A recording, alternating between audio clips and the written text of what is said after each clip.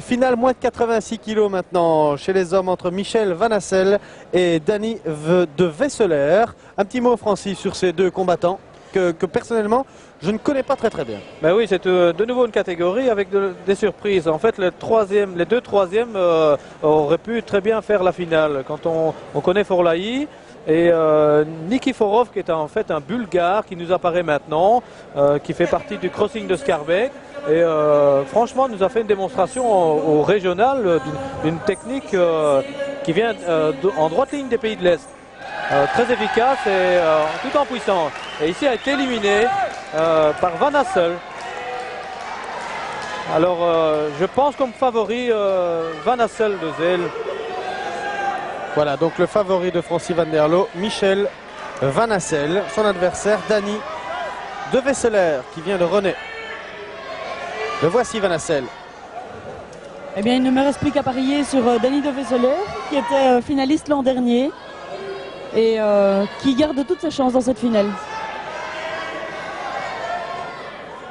Voilà, ils sont grands, ce sont deux grands bagarris, j'allais dire. Non, gabarits, bien sûr, vous m'aviez compris. Un petit lapsus, ça arrive. Dire que l'ambiance ici est vraiment incroyable. Je vous assure, on a du mal de s'entendre dans le casque. Dire que les passionnés de judo qui sont ici et qui m'entourent sont vraiment des passionnés de judo. On avait l'impression d'assister dans les premières secondes de combat à un petit match de boxe. En fait, cette difficulté pour reprendre le kumikata, cette prise de garde, ces deux judokas qui savent qu'une fois qu'ils ont le kumikata, ils placent une technique directement.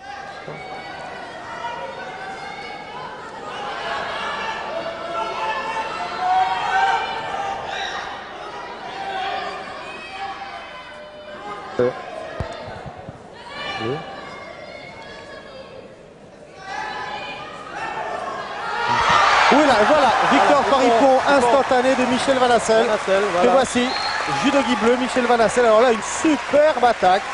Regardez à quelle hauteur il emmène son adversaire avec ce Tuchimata. Et il se retourne immédiatement pour voir, parce qu'il est sur la bande rouge, il veut vraiment voir si l'arbitre accorde cette prise. En tout cas, ils sont très contents l'un l'autre. Victoire donc de Michel Van Hassel, un combat très rapide, une superbe prise. Un Uchimata comme on en aime voir plus souvent, je dirais. Et Danny de Vesseler qui n'a pas l'air du tout décontenancé par cette défaite. C'est assez surprenant. En tout cas, ils se connaissent bien eux aussi. Et on les a vus s'embrasser avant de quitter le tatami.